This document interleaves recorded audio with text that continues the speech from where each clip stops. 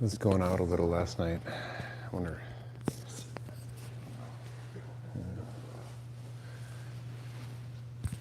Okay.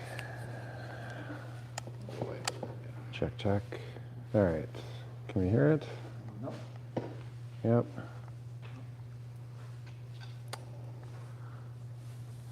What if the batteries are low? No, I just replaced them. Excellent.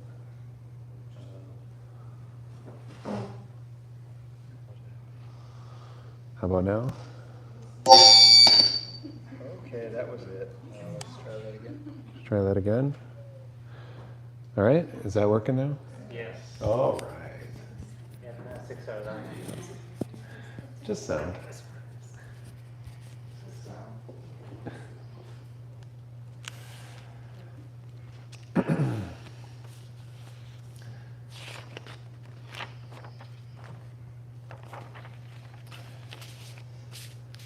All right. Well, good evening, everybody.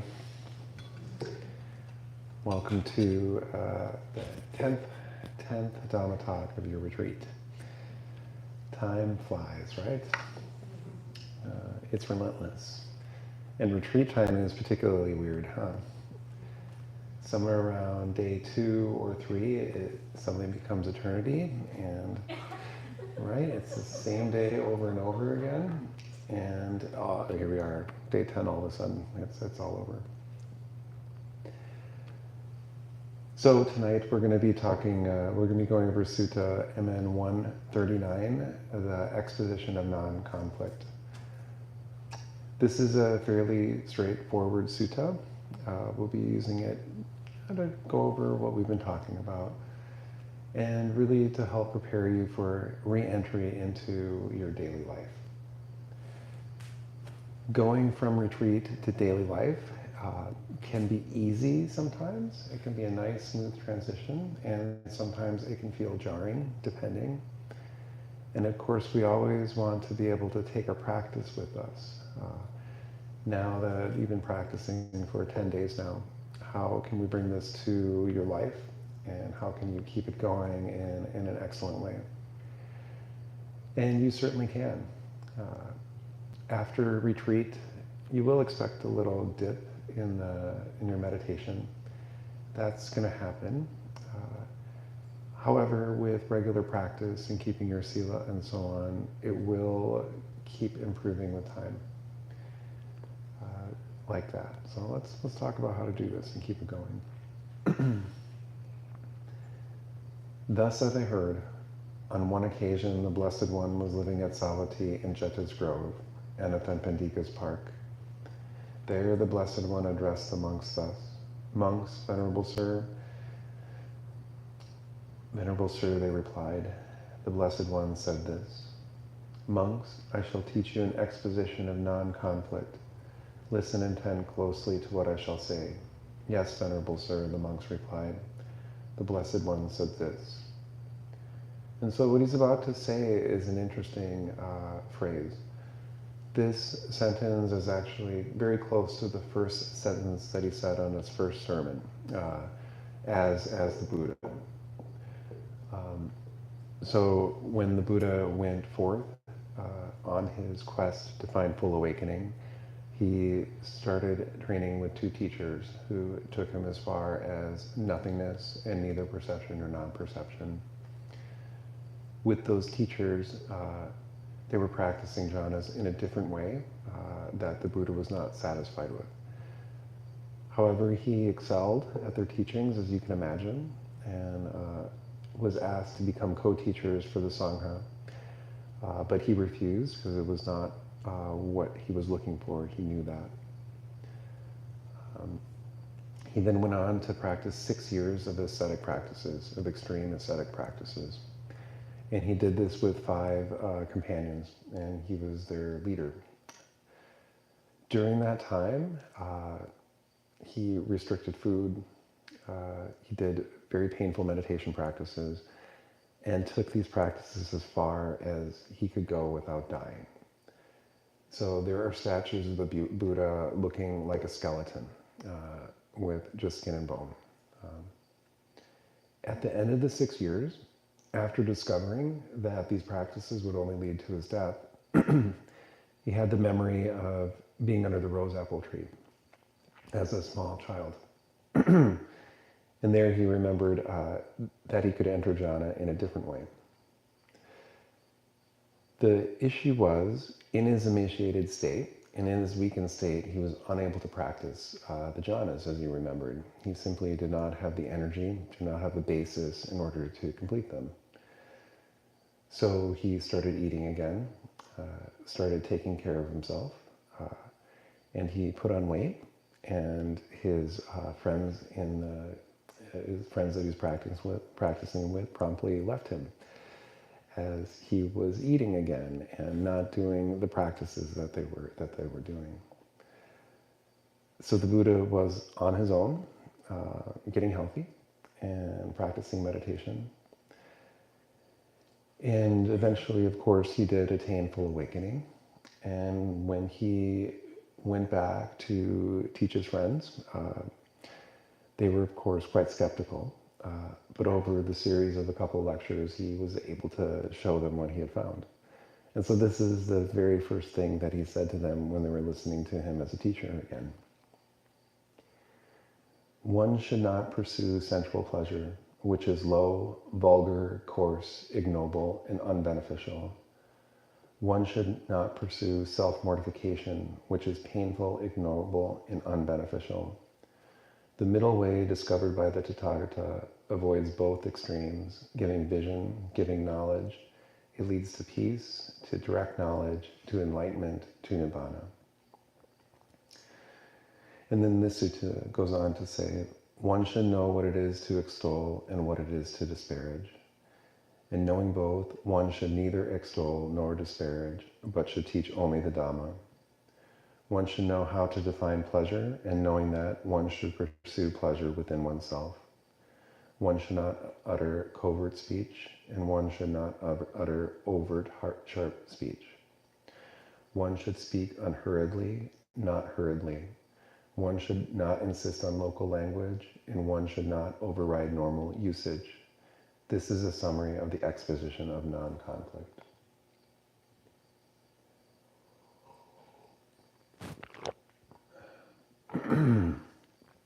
One should not pursue sensual pleasure, which is low, vulgar, coarse, ignoble, and unbeneficial. One should not pursue self-mortification, which is painful, ignoble, and unbeneficial. So it was said. And with reference to what was this said?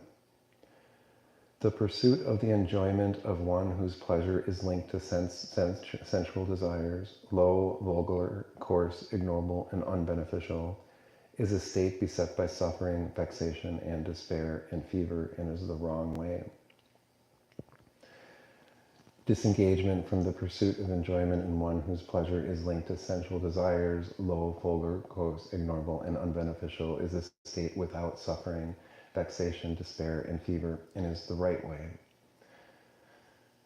So sensual pleasures have a gratification, they have a danger, and they have an escape, as we talked about. The problem with sensual desires is not that they can give a little bit of pleasure and joy, because they can, and that in and of itself is not a problem. It's okay to eat pizza and think it tastes good. That is not the problem. The problem is when we cling to the pizza and we hold to it and think it can cause our happiness and bring us happiness. Craving for the pizza before, during, and after. And we lean on that and hoping it's going to be something substantial and real that we can count on. That does not work. Because the pleasure from sensual pleasures, like taste, is subject to impermanence, unsatisfactoriness, and not self. It changes, it goes away, and therefore it's ultimately unsatisfying, and that's what it is all like. So we can't count on it. And counting on it like that as a source of pleasure is a problem, leading to fever, leading to frustration. So how do you eat your pizza? Well, hot. Yeah, I like it cold. Yeah. breakfast?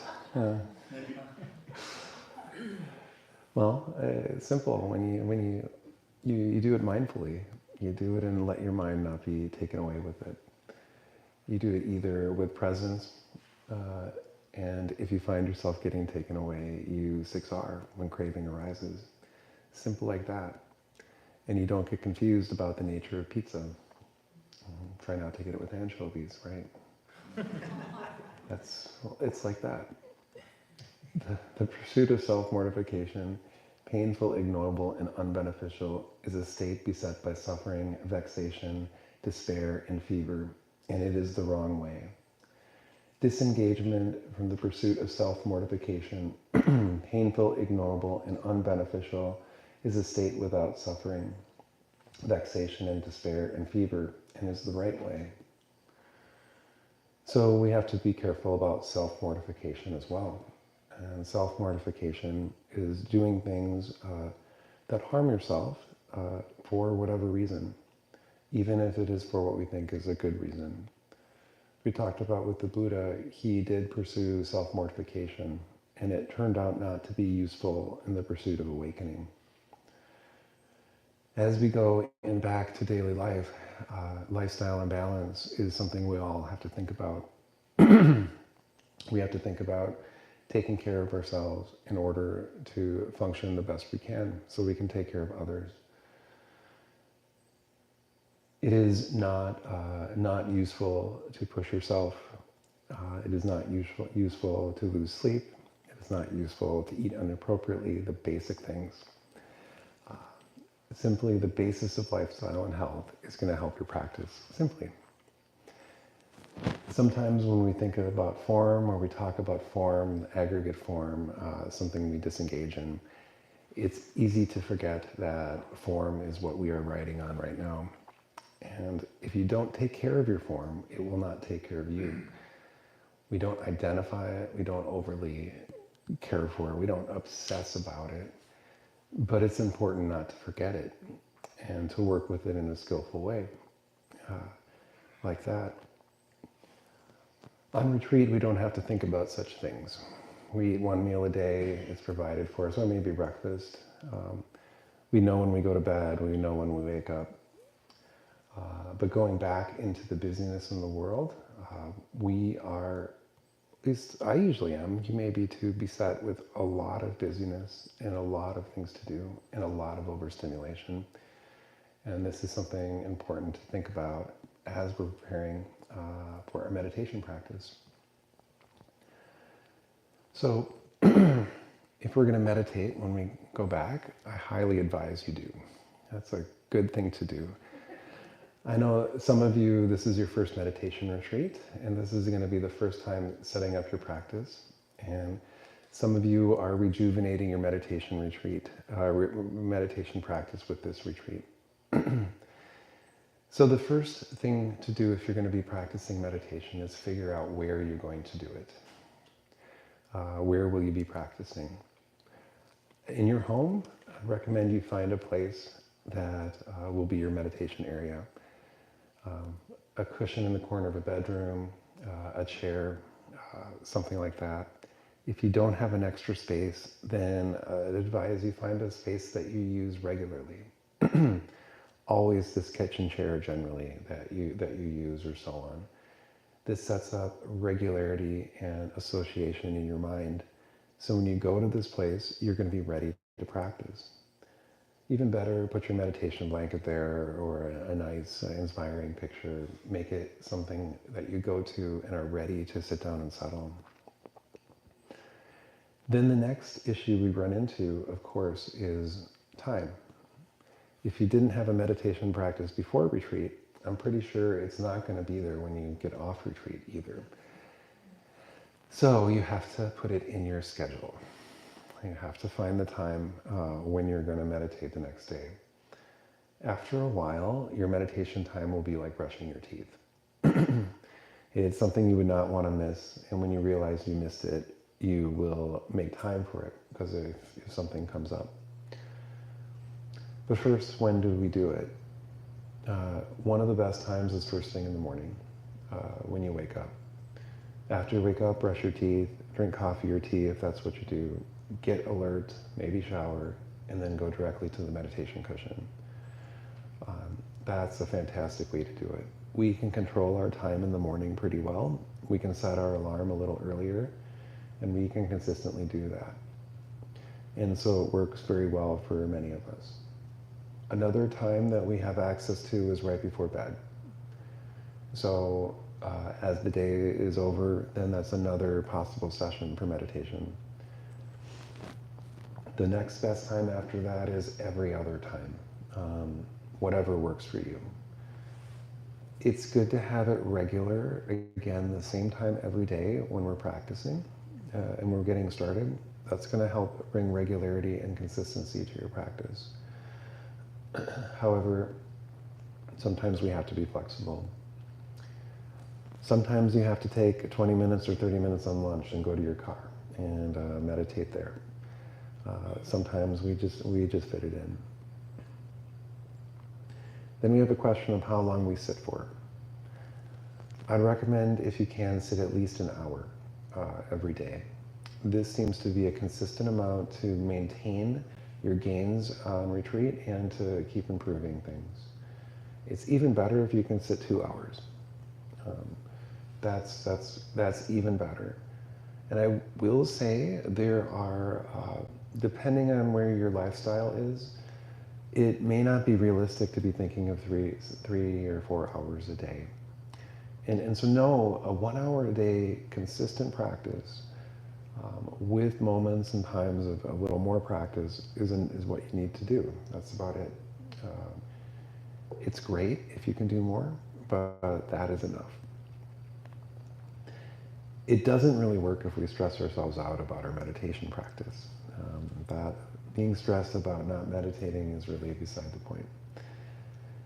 So find a pattern that works for you and make it consistent, like that, until it becomes automatic and you would never want to miss it. So it was reference to this that it was said, one should not pursue sensual pleasure, which is low, vulgar, coarse, ignoble, and unbeneficial.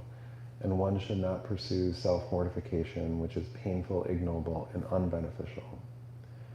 The middle way discovered by the Tathagata avoids both of these extremes, giving vision, giving knowledge. It leads to peace, to direct knowledge, to enlightenment, to nibbana. So it was said. And with reference to what was this said, it is just this noble eightfold path that is right view, right intention, right speech, right action, right livelihood, right effort, right mindfulness, and right concentration, right collectedness.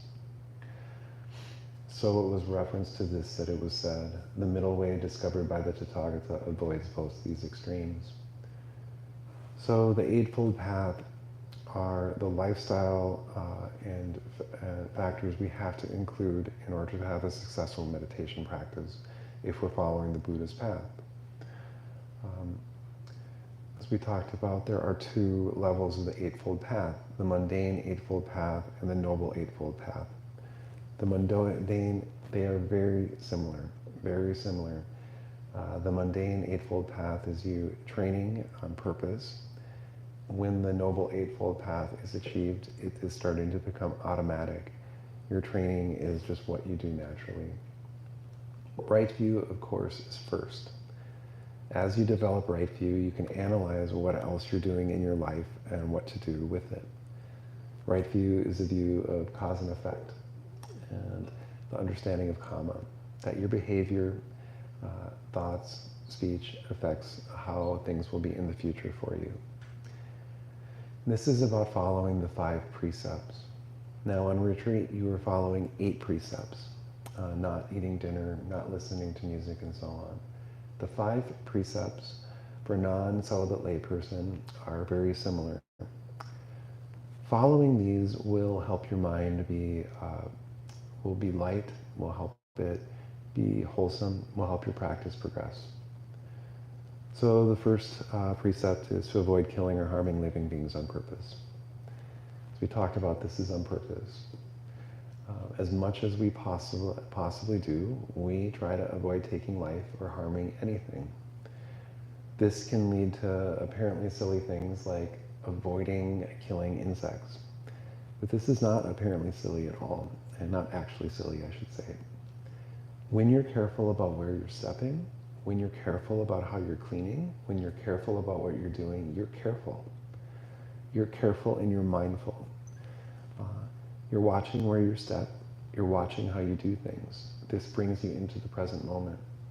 And you don't kill the ants. And it's great. If you accidentally step on an ant, this is not murder. This is not the intention to kill the ant, and the plan is to kill the ant, I hope.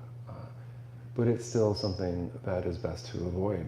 And when you're thinking this way, things become much more sharp. And this is the benefit of the precepts, is it helps you know what you're going to do before you do it, and all the time. So watching to avoid harming anyone or anything is the first one.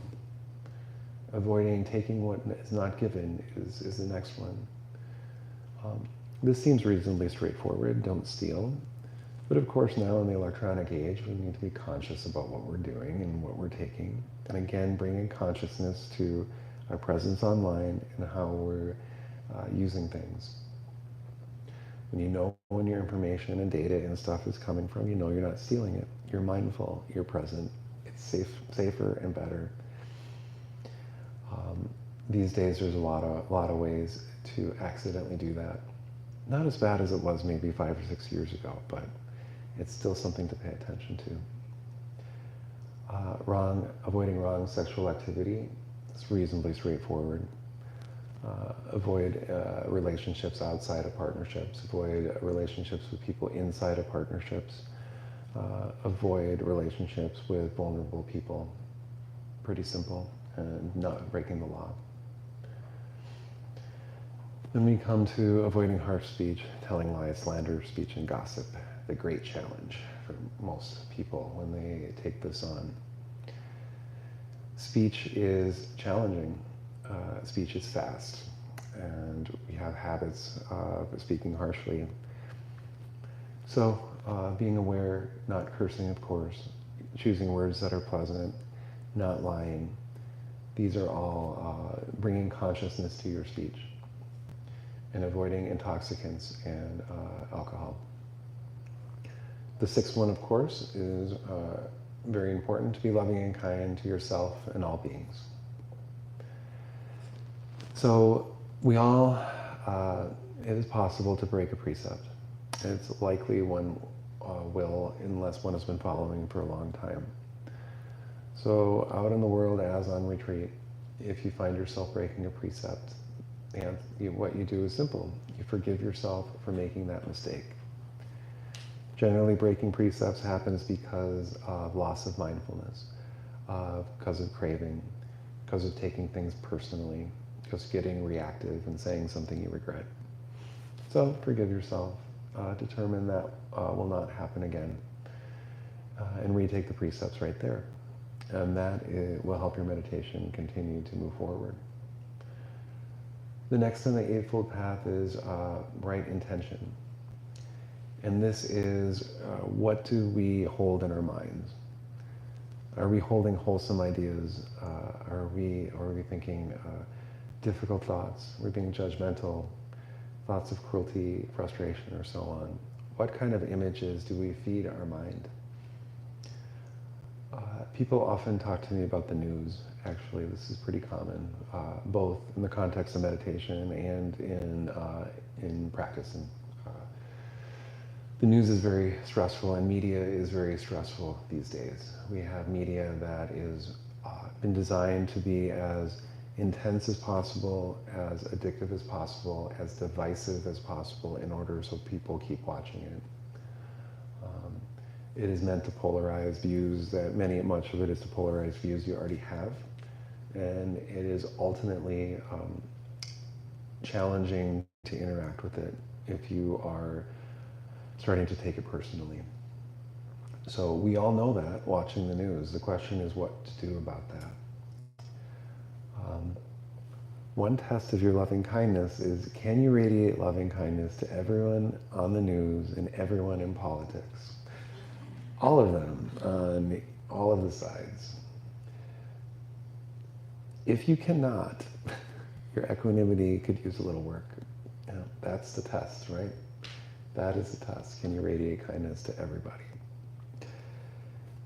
But the news will challenge your equanimity. So there's a couple things to think about this when it comes up. One is these images and stories are designed to get you excited. So you don't have to engage in them, number one. If they're challenging, no one's making you watch the news. And actually, it's okay to not watch the news, believe it or not. I know some people that don't. When I talk to them, I'm stunned. I watch the news, I don't mind it. Actually, and if you don't mind it, watch the news, it's fine. It's just sound, right? But you do okay. You find out when things are important. You find out when there's important events happening.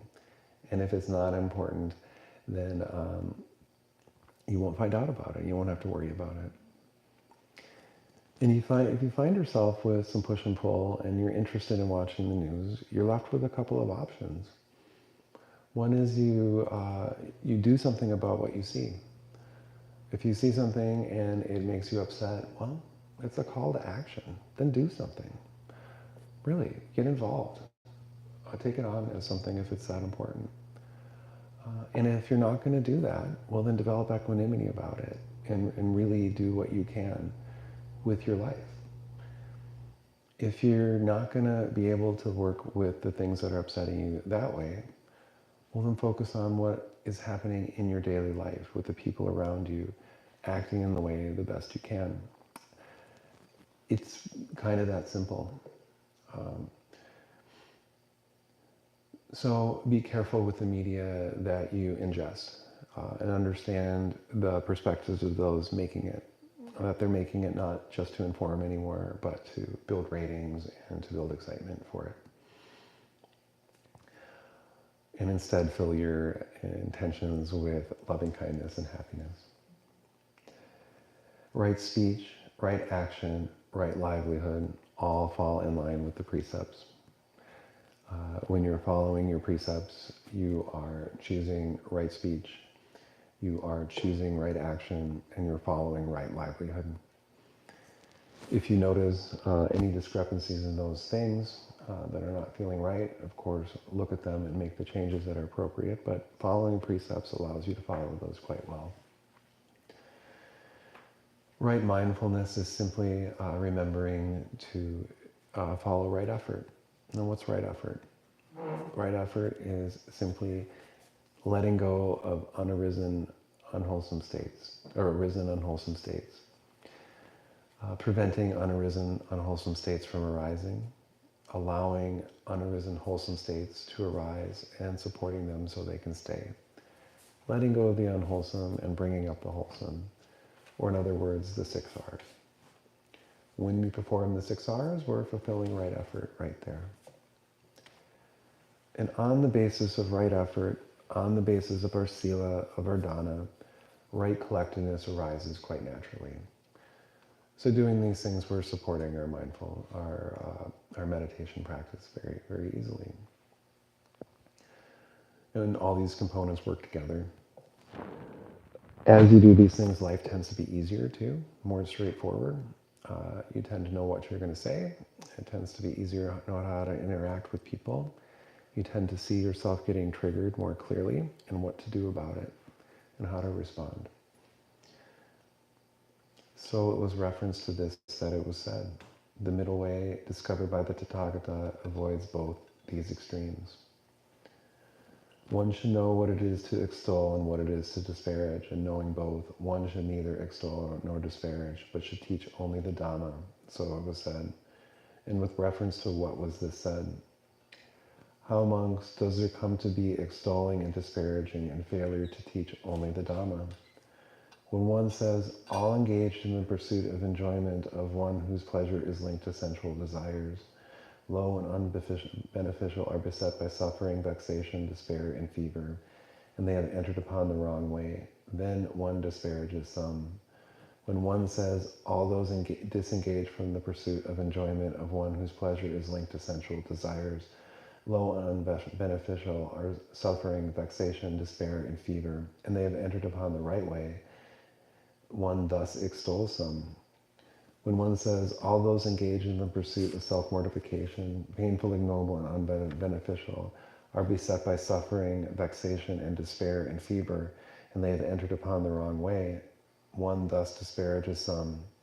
When one says all those disengaged from the pursuit of self-mortification, painful, ignoble, and unbeneficial, are without suffering, vexation, and despair and fever, and they have entered upon the right way, one extols some. When one says all those who have not abandoned the fetter of being are beset by suffering, vexation, and despair and fever, and they have entered upon the wrong way, one disparages some. When one says all those who have abandoned the fetter of being are without suffering, vexation, and despair and fever, and they have entered upon the right way, one thus extols them. This is how there comes to be extolling and disparaging and failure to teach only the Dhamma. And we can see here, this is using language that separates and discriminates between this or that. It says this is right and this is wrong. And furthermore, this is language that speaks about this one and that one. So we're defining people and we're judging them simply with the language like that. And there's a certain amount of arrogance projected in those statements, even if it's not intended. One knows the right way, one doesn't, even if you do, even if it's clear to you. And so this is why this is talked about speech of conflict. And how, monks, does there come to be neither extolling nor disparaging, but teaching only the Dhamma, when one does not say all those engaged in the pursuit of enjoyment of one whose pleasure is linked to sensual desires have entered upon the wrong way, but says instead the pursuit is a state beset by suffering, vexation, and despair and fever, and it is the wrong way. Then one teaches only the Dhamma. When one does not say all those disengaged from the pursuit of enjoyment in one whose pleasure and linked to sensual desires have entered upon the right way, but instead says the disengagement is a state without suffering, vexation, despair, fever, and it is the right way, one teaches only the Dhamma. One says simply as it is, rather this is wrong, this is right, this is bad, this is good. I am good for doing this, I am good. You are bad for doing that. You are bad. When one does not say, all those engaged in the pursuit of self-mortification have entered upon the right way, but says instead, the pursuit is a state beset by suffering, vexation, despair, and fever, and it is the wrong way, then one teaches only the Dhamma. When one does not say, all those disengaged from the pursuit of self-mortification have entered upon the right way, but instead says the disengagement is a state without suffering, vexation, despair, and fever, and it is the right way, then one teaches only the Dhamma. When one does not say all those who have not abandoned the fetter of being have entered upon the wrong way, but instead, as long as the fetter of being is unabandoned, being too is unabandoned. And that's a much better way to say it than saying anyone who's not an Arahat is on the wrong way. That's a pretty strong statement. I don't know if you caught that. They're talking about the fetter of being, which is only abandoned at Arahatship. As long as the fetter, then one teaches only the Dhamma. When one does not say all those who abandon the fetter of being have entered upon the right way, but says instead, when the fetter of being is abandoned, being is also abandoned, then one teaches only the Dhamma. And that statement is palatable and useful to use when we talk about the Dhamma in that way, how to do it, what it is. So with reference to this, that it was said, one should know what it is to extol and what it is to disparage, and knowing both, one should neither extol nor disparage, but should teach only the Dhamma. One should know how to define pleasure, and knowing that, one should pursue pleasure within oneself. So it was said, in reference to what was this said. And so pursuing right pleasure is appropriate and okay. It's okay to feel good. It's a question of how to do it. This path is about being joyful. This path is about being present. It's not about being detached and blank and not present to those around you. It's about being active and engaged and doing what you can to bring happiness to yourself and everyone you interact with in your life. Before we can do that, we have to, of course, find the happiness in ourselves in order to give it away, in order to know how to share it. We have to have our own life preserver first, and that's why we talk about practicing with ourselves first, before we tell everyone else how they need to practice. Monks, there are these five chords of sensual pleasure. What five? Forms cognizable by the eye, sounds cognizable by the ear, odors cognizable by the nose, flavors cognizable by the tongue, tangibles cognizable by the body that are wished for, desired, agreeable, and likable, connected with sensual desire and provocative of lust. These are the five chords of sensual pleasure. Now, the pleasure and joy that arise dependent on these five chords of sensual pleasure are called sensual pleasure. These chords of sensual pleasure are called sensual pleasure. A filthy pleasure, a coarse pleasure, an ignoble pleasure. I say this kind of pleasure that should not be pursued, that it should not be developed, that it should not be cultivated, that it should be feared. And that is seeking gratification through your sense doors as your source of pleasure. As we talked about, the sense doors are okay. They happen, they're useful. Pleasant feeling can arise in them, and painful feeling can arise in them. Strictly seeking your pleasure through them, or avoiding pain by avoiding the sense, what's happening in your sense doors, is a strategy that will not work. Running from pain, trying to make it different, trying to make your pain other than it is going to increase it. We can't push it away. When we hang on to our pleasure, when we push away our pain, the pleasure disappears and the pain grows. That is the paradox, and our reflex is the opposite. And all week we've been working with our sense doors and doing the opposite. And finding when the painful feeling is allowed to be there, and allowed to be there without pushing it away, siksaring, relaxing the craving, it is not an emergency anymore, and it can disappear, or we can develop equanimity. And the pleasant feeling, we also allow to be there without hanging on to it. You hang on to it, you get a headache. You hang on to it, it goes away. You hang on to it, you get restless. So you allow it to be there without pushing away or changing. On retreat, our sense doors are quite secluded. We sit in chairs. We don't move. We walk back and forth. We have an acre or 3 or 4 that we can walk around. We're not doing much. We're not driving. Things are slower here. When you leave here, you may find that traffic is a lot faster than you remember. You may find that the pace is a lot faster than you remember. Just warning you. You will pick up again and be okay, but it can be jarring to see how fast things move and how fast everyone moves. That's the first warning. That's how re-entry can be a little jarring.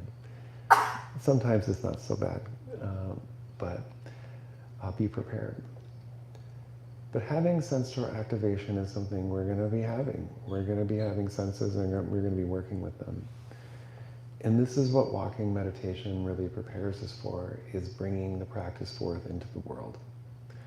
And so when you're out in the world, now you get to bring that practice into use. We still walk back and forth places. We still go places. We are still places, and we still can practice the meditation when we're doing that. We can still practice the meditation when we're exercising, when we're engaging in other things. There is no reason we cannot practice the meditation all the time. As busy lay people, this is actually something we need to cultivate, is bringing our meditation and mindfulness with us wherever we go. There are a lot of strategies with this, but if we only get an hour to sit during the day, We have another 12 or 15 that we are alert and awake that we need to utilize correctly. That's a lot of time to have habit form that will not be as skillful. It is very possible to have mindfulness from the time you wake up to the time you go to bed. It is very likely one of the hardest trainings to do, but it is one of the things we should and need to cultivate as we are going forward. So, when I had been practicing with Bhante for quite a few years, and it occurred to me that I needed to be mindful all the time, I was like, okay, here we go. I'm going to be mindful all the time. It's going to be great. And then 5 hours later, it occurred to me, whoa, today was going to be different. And this is after some years of practice, and sounds familiar, right? There's a couple things with this. We're going to be going over some tricks. But it's important when you decide to be mindful and you find that you are not mindful, don't get upset about it. Don't train your mind to be upset when you discover that you're mindful again. That's the worst thing you can do. Your mind is finally mindful and then you beat it up.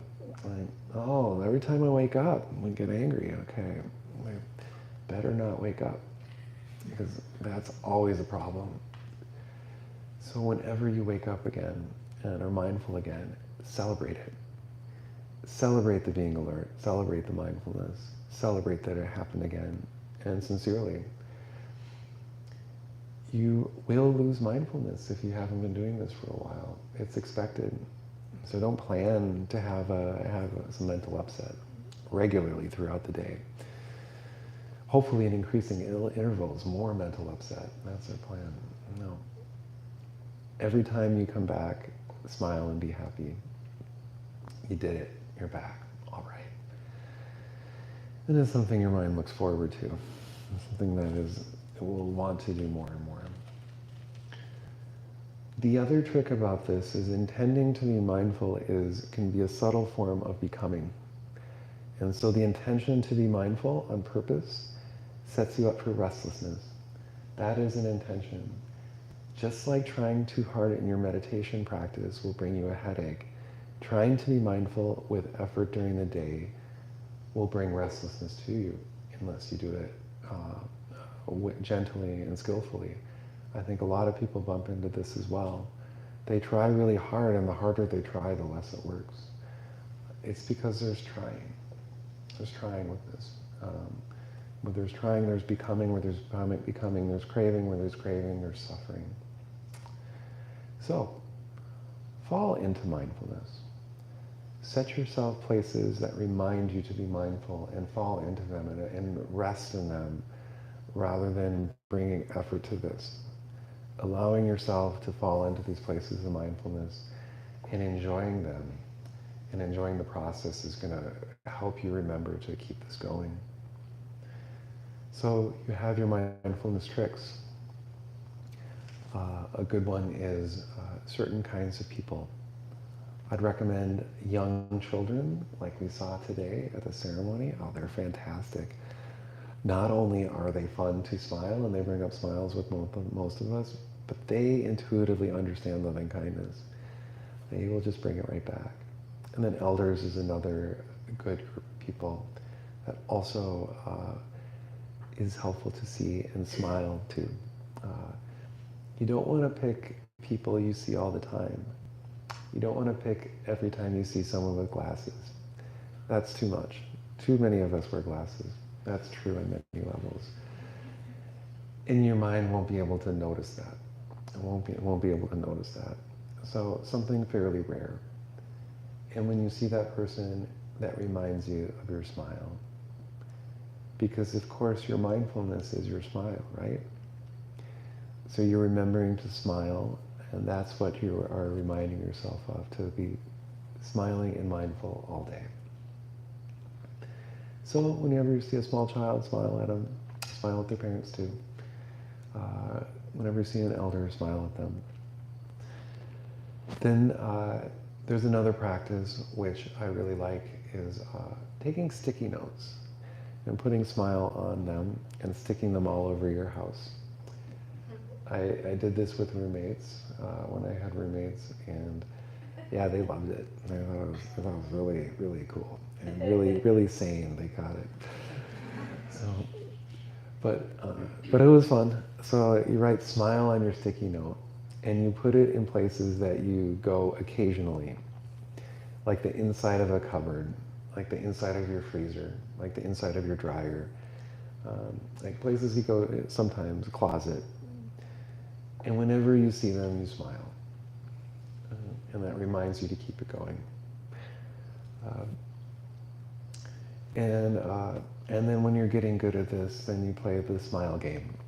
The smile game is you smile at everybody you walk by. You smile at them whether they're smiling or not. This one is fantastic, particularly in Minnesota, where we tend to be stoic and not involved. And someone meeting you with a really brilliant smile, like that's a challenge on a couple of levels right there. And so what happens there is they will smile right back, or they'll be confused and have to think for a while about what they're being smiled at, and that's good for them too. And it's good for you too when they don't smile at you, actually. That's checking in on your equanimity there. What does your mind do? Does your mind go, oh, is there spinach in my teeth? What's going on here? Or does your mind go, oh, tough day. Okay, I hope they're doing better. May they be happy. When you're mindful with equanimity, your mind naturally inclines to the compassionate reaction. And so you can see where you're really coming from with this, how that reaction happens. So those are a couple of tricks to get this going all the time. It's possible to have a smile all day from the time you wake up and go to bed. Now maybe you drop it when it's not appropriate to be grinning, really. But but you can have this when you relax into it, when you practice with it. And as you get familiar with the jhanas, which we're about to talk about, you can also bring these up and also have this joy going on all day. The joy of loving kindness, the joy of having a collected mind also pulls you forward. And it can be quite automatic to just always have loving kindness. It's a happy day when you think back and you're like, oh, it was there then. It was there then. Yeah, it's there now. Okay. And just like that. Here monks, quite secluded from sensual pleasures, secluded from unwholesome states, a monk enters upon and abides in the first jhana, the second jhana, the third jhana, the fourth jhana. The first jhana, of course, we enter upon when we let go of our hindrances, and we let go of our hindrances by letting go of our attachment. As we let go of enough attachment and have regular practice, simply the smile and loving kindness can bring up the first jhana. We cannot make jhana come up on purpose until much later in our practice. So again, we fall into it. If we try to make jhana come up, even though mind would be really happy to, if we try, we're bringing restlessness to it, just like our mindfulness and our loving kindness. So we smile with loving kindness and let what happen.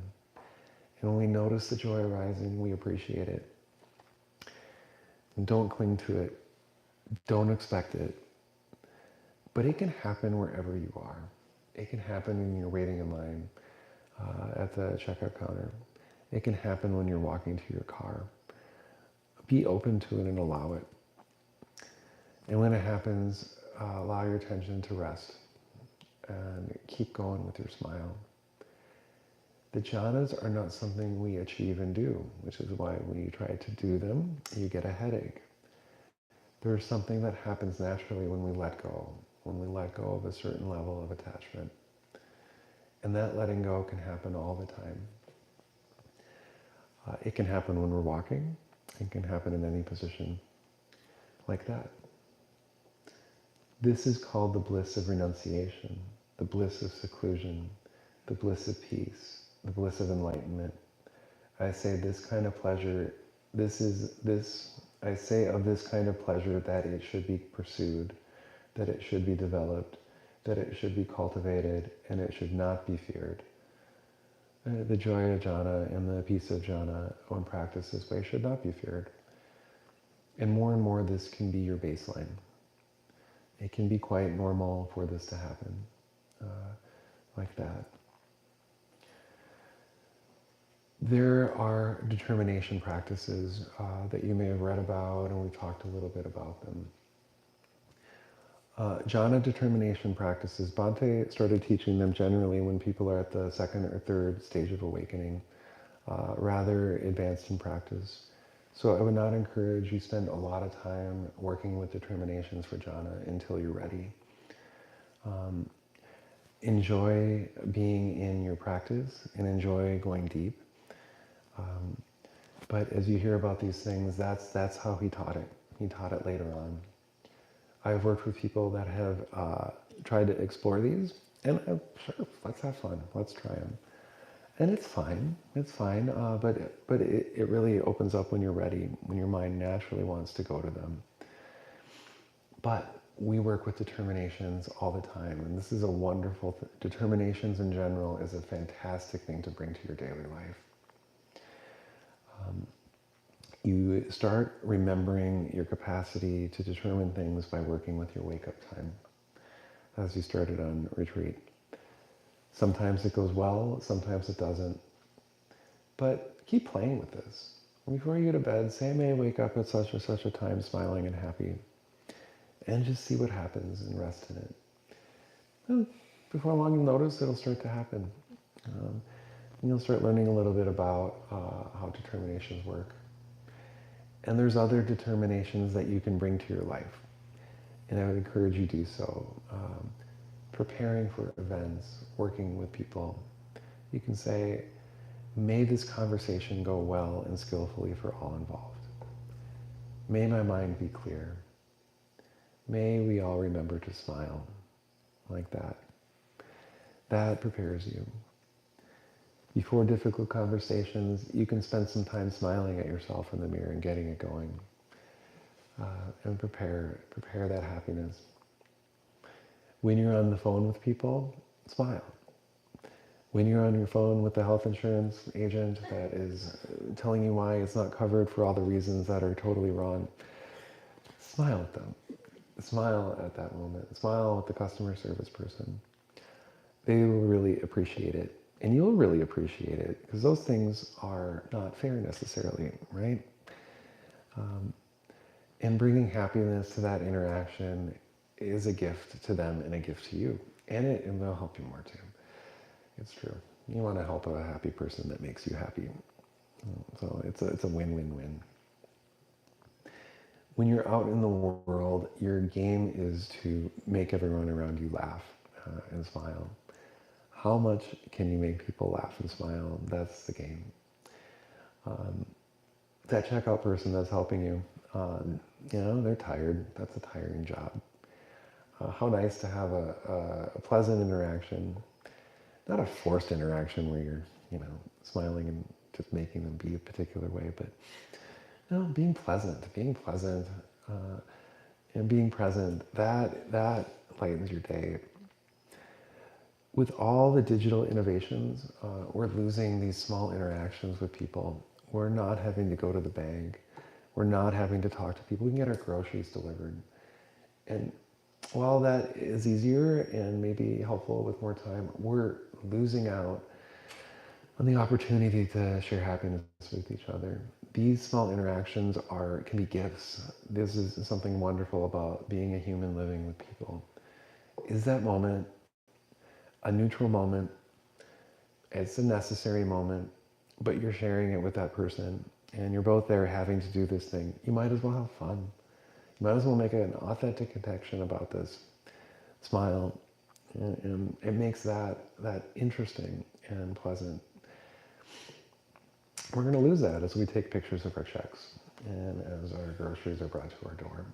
And maybe we have that with the DoorDash person or so on, and then do have that. But every interaction you have with another person is an opportunity to help them be happy and to be happy yourself. It's like that, even the difficult ones.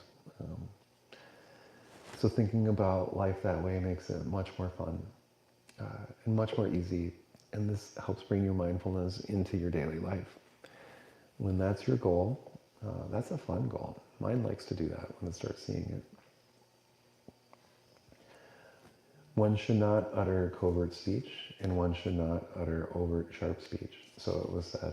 And with reference to what was this said, here monks, when one knows covert speech to be untrue, incorrect, and unbeneficial, one should on no account utter it. When one knows covert speech to be true, correct, and unbeneficial, one should try not to utter it. And when one knows covert speech to be true, correct, and beneficial, one may utter it knowing the time to do so. Covert speech is speech that is said in secret or not in someone's presence. So this is straightforward. Never say something behind someone's back that is a lie. If you have to say something about someone when they're not there, if it is unbeneficial, do not do it. Try not to do that. But if it is something that's important to be said and it's true, correct, and beneficial, then you do that, knowing the right time to do it. Pretty straightforward. This is an extension of the fourth precept of how to speak pleasantly and appropriately. And conversely, here monks, when one knows overt sharp speech to be untrue, correct, and unbeneficial, one should on no account utter it. When one knows overt sharp speech to be true, correct, and unbeneficial, one should try not to utter it. But when one knows overt sharp speech to be true, correct, and beneficial, one may utter it knowing the time to do so. And this is, of course, saying things that are sharp and poignant directly to someone, pointing out an issue. And so, of course, one should try not to be sharp and reprimanding and difficult whenever possible or intense. If one has to, you do it at the right time. If your child is about to run across the street, you yell, right? If someone is not hearing and you have to say it directly to them in a way they can hear, you do that, but only at the right time, like that.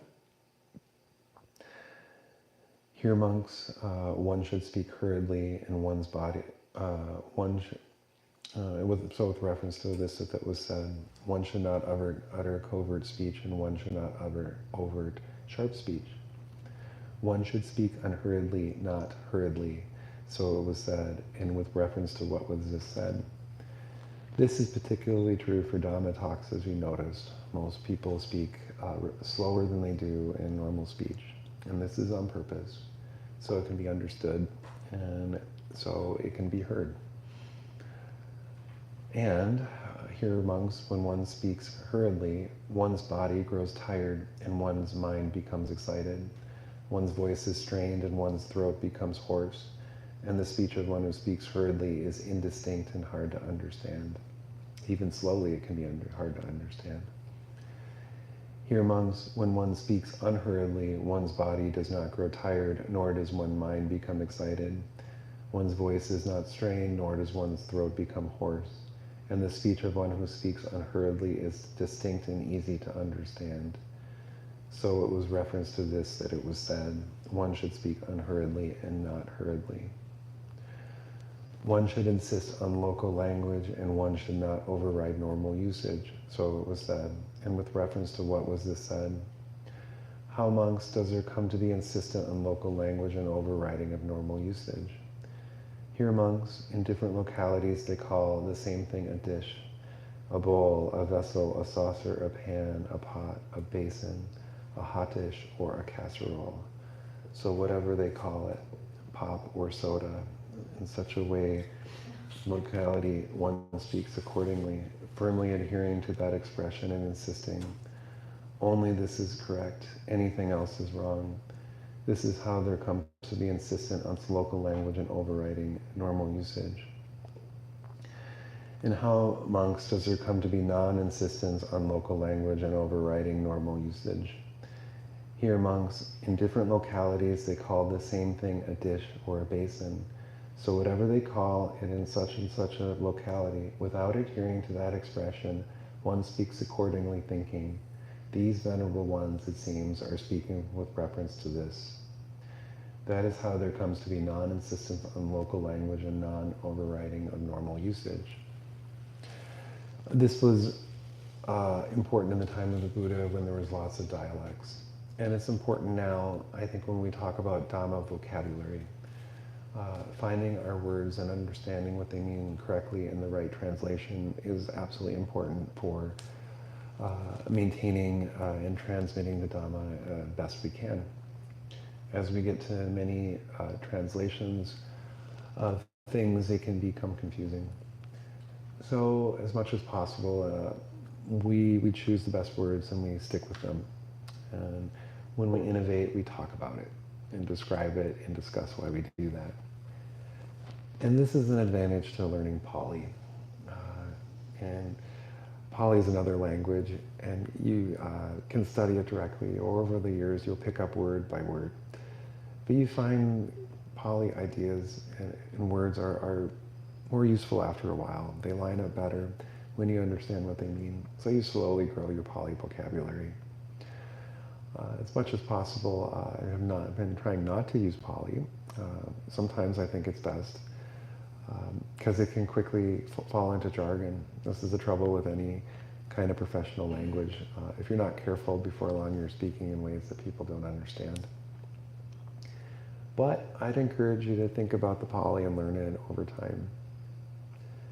And that's maybe one of the last things about lifestyle we'll talk about before I open up to questions is study. How to study and practice after retreat. Learning the Dhamma is important, and reading about the Dhamma will be helpful. We've gone over a lot of things in one way of looking at it, and all of these words we talked about, though it may be clear at the time, there is a lot to think about and understand with how they all fit together and work. So it's a long project studying the Dhamma. So I would suggest you start with David's book and a couple of Bhante's books, Meditation is Life and The Moving Dhamma, 1 or 2, The Path to Nibbana. Reading these sets up a good foundation for the practice. In reading Bhante's books, he does commentaries on suttas like you hear in Dhamma talks. And you start to read, as you read the sutta language and read the commentary with it, it starts to translate more. As you start to do that, then opening up into some of the Bhikkhu Bodhi's translations are good. The Majjhima Nikaya, this maroon book, is a really good first sutta book to have. Not only because it is one that a lot of the talks in TWIM are done with, but because it's narrative. The commentaries are straightforward, and the points are often explained well in the text. So this is a good first Pali book. And then The World is Your Oyster. There's a lot of authors who are quite fantastic. There's a lot more books by Bhante. There's a lot more texts on suttas. The Samyutta Nikaya, the connected discourses, is absolutely fascinating. So much in that. Same with the numerical discourses. All of them, actually. And eventually, I direct you to Bhikkhu Yanananda. I'm a big fan of Bhikkhu Yanananda. He wrote Concept Reality and Dependent Origination. Yanananda is very scholarly. And so Concept Reality, it took a couple readings before I started getting it, and time and studying other Dhamma. But when you start understanding what he is talking about, it's fantastic. It is really, really good and consistent with everything we're talking about here. So that's a path of study, thinking about this. So Dhamma reading can be some of your relaxation time. exploring it. Some people like to dive in and really study it intensely, or it could be something you do generally to enrich your meditation practice. I'd encourage you to listen to a Dhamma talk occasionally as well. Dhamma talks keep you focused. You don't have to. You can put them out when you're walking or exercising in your headphones. It's better than a podcast, or they are podcasts, I guess. And doing those with some regularity keeps it in your head and keeps it going. Some people like to do practice days. So 1 day a month or 2 days a month they devote to perhaps keeping the 8 precepts and finding time to listen to a Dhamma talk and do a long sit. This can help rejuvenate things. Finding a couple time to sit as long as you have time for is marvelous. Oh, and that reminds me about sits during the rest of the day. You have to deal with the timer now. Here on retreat, we don't use timers and you sit as long as is appropriate. Off retreat, we don't have that luxury usually. So you have a timer. Great. And you sit until the end of the timer. The trick with the timer, though, is you have to trust the timer. You have to sit until the timer goes off. If you get up before the timer goes off, you are reinforcing restlessness and hindrances in your mind. And if you get up, you set it for 30 minutes and you get up at 25 minutes because you're restless and you think of the stuff to do, guess what? Now that hindrance won. And the next time it's 25 minutes, you're like, it's time to get up. And the hindrances will be happening at 20 minutes. So, when you set the timer, done deal. And you wait. Even if you're done meditating, just sit and wait for the timer to go off. I assure you it's going to be easier to sit that long next time. And you're training your body and mind to not do it, to not get up. I've heard of meditation practices, people comfortably sitting for an hour and getting in that trap, and before long they find themselves finding it hard to sit 30 minutes. So that's how you work with the timer. And so if you want to extend your sit and you're like, I'm going to sit longer than I did, don't make it incredibly longer. Understand the length. Make it 10 minutes, 15 minutes longer. Get familiar with that and then go longer. The timer is a necessary thing in daily life. It can go well or it can be a problem, but that's how you work with it. I think these are most of the daily life tricks I wanted to talk about. Yeah. And I suppose the other one is intuition and working with your determinations. Determinations tap into your natural intuition, and you can ask yourself questions about things and get the answer. You can understand situations better by asking your subconscious or a different part of your mind what's happening and allow the answer to come up. We talked about this, many of you in the talks, and this can be applied in other aspects of your life. What is really going on with me being so triggered with so-and-so? You ask the question and you wait. It comes in a minute, comes later that day, and you get insight. That helps you siksar the situation and understand the attachment. Sometimes when our equanimity is not strong, people get us, and they get us over and over again. And they're good at getting us. They found that button. And our equanimity can develop until they can't push the button anymore. But sometimes it can be helpful to ask why until we develop it ourselves. That helps us. That helps them like that. So learn to trust your intuition and work with it that way. First, simple things, seeing how it goes. And as you get familiarity with how your intuitive sense works, it will become more natural and you can understand how it works better. A quiet mind is an intuitive mind. Intuition comes from silence. Intuition does not come from thinking and analyzing things. Intuition is a quiet voice. And when we learn to listen to it, it can be very helpful. So that is some guidance in how to bring this practice into daily life. The main takeaway is to not push away your life, to embrace it, to embrace people in it, to embrace your work, to embrace what you're doing. Bring joy to it. Let it be interesting. Smile. Do what you're doing when you're doing it, and when you're not doing it, don't do it, right? Remember your meditation practice. Make it a habit like brushing your teeth, and have fun. So, are there any questions?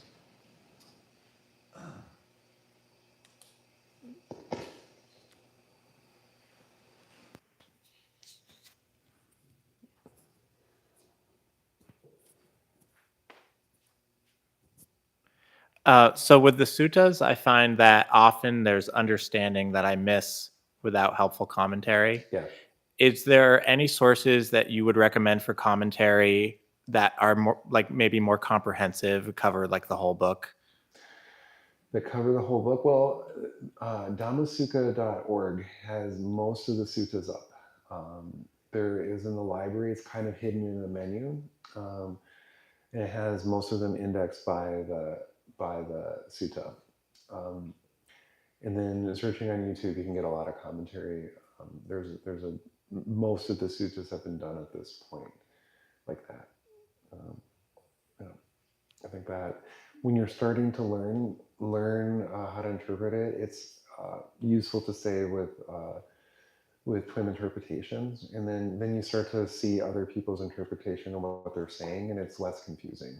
It's like, oh, this is how it works, and that's why they're saying that, and that's okay. I've heard it that way before, so it gives you context.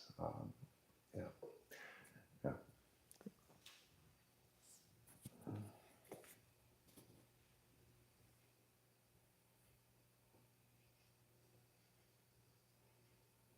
Okay. Anyone else? Great. Oh, okay. Oh, okay. Of course.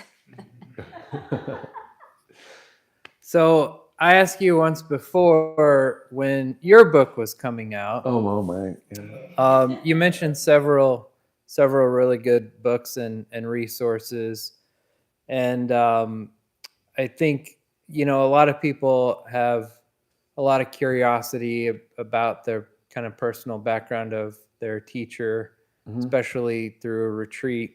So I'm going to ask you this question: if you were to write a book, what are some of the key things that you have become aware of through your practice Oh my. that you have not seen other people write about? Oh, the last part I don't know, but you hear what I'm talking about all week. Yeah. No, you haven't. Yeah. Thanks, Patrick. Yeah. That's it. Yeah. Well, I think the biggest takeaway with this is to not take it seriously and to not cling to concepts, this or that, right? Not to make it a particular way, but to open up and see it as it is without context. I think that's my biggest takeaway, and expanding that into not self and understanding what that's about, and right into the noble path. I think that's the book I'd like to read. Someone talking about the shift from the mundane Eightfold Path to the Noble Eightfold Path, and how cognition opens up and concepts are no longer so sticky at that point. That's an interesting thing. Yeah. I would say be careful in the sense that when you're listening, when you start reading and looking at a lot of these other Dharma commentary and ideas about what the Buddha taught, you start delving into renditions of people's experience from a variety of different traditions. And sometimes that can be kind of confusing because they're trying to reconcile something that the Tibetan tradition has or the Mahayana tradition is. And so, and the ultimate one is the Visuddhimagga, which is the commentarial writings, which have a lot of discrepancies in them. And so the practice here is with the suttas and with with a training like David has in his book that is very clear and very pure in a way. So the opportunity to run into this confusion is less. I know for myself, sometimes I pick up a book and from some author and I look in the back, like in the index, and see if there's anything in that on tranquility. It seems to say whether or not that is a topic that this author knows about or has experienced or has expressed in their opinion. And if it's not found, I gently put it back on the shelf and go find something else. So it's just, there's an essence of the Buddha's teaching that is distorted in a lot of places in different traditions, and there's just the opportunity for you to be misled. And I just wanted to offer that.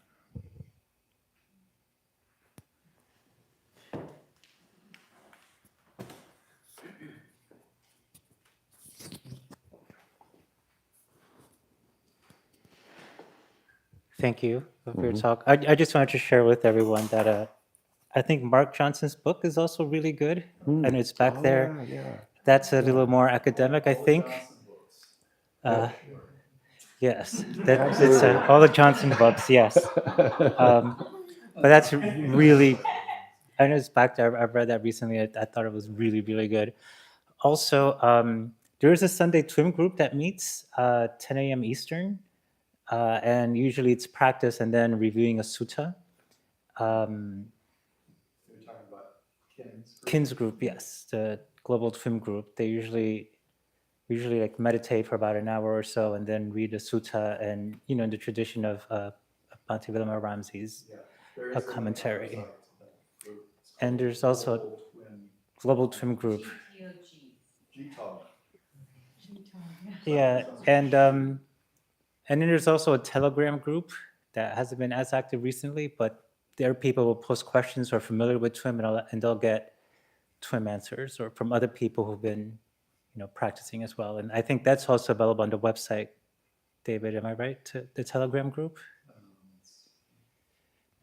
Okay. Anyways, I just wanted to share that. Yeah. Thank you. Do you have a group? Can I see that you would have a group started? Or is that an old thing? Well, there is the groups.io/Dhammasukha, which is it's been around a long time, and you can join that. And I'm posting on there, and other people are posting, and you can put questions on there. And there's probably 1,000 people in that group who on and off will come in with comments, and there's a link to post-retreat resources, and all these things are listed on the website. And I suggest you become a member of that group, because any news and things, I will post it. Like a link to this, I'll post it. So you really are caught up with things.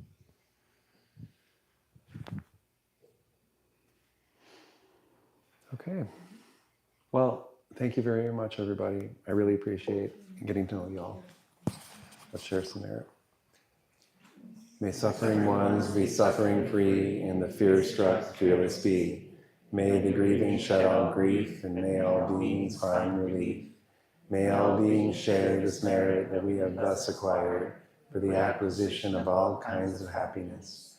May beings inhabiting space and earth, devas and nagas and mighty powers share this merit of ours. May they long protect the Buddha's dispensation. Sadhu, sadhu, sadhu.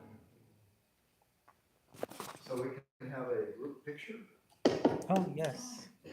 now, and then that will be followed by group ice cream. Strawberry. Yes.